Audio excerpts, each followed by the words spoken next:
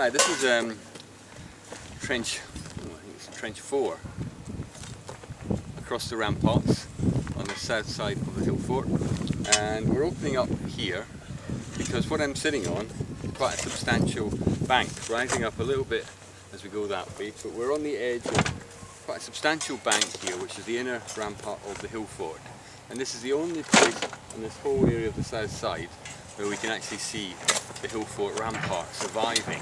We excavated a trench just behind that tree over there last year, and we found the remains of a very low bank, but the preservation was so poor of the rampart that we decided we really need to look at another area where the rampart looks as though it's better preserved. So we've opened up this trench. We're just starting the initial clearing of the loose rubble and soil to expose some of these slabs here, which we hope relate to the construction of the rampart.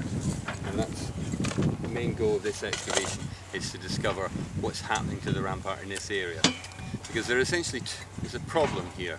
Why does the rampart not survive in this area of the hill fort?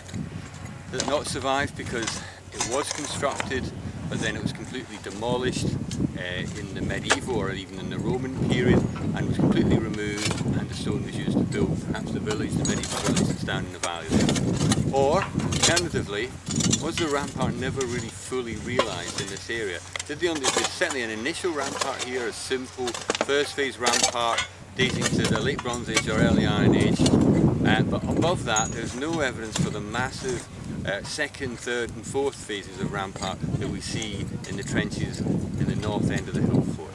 So was it that these later phases were never constructed in this area, and that this was a relatively unenclosed, undefined part of the hill fort?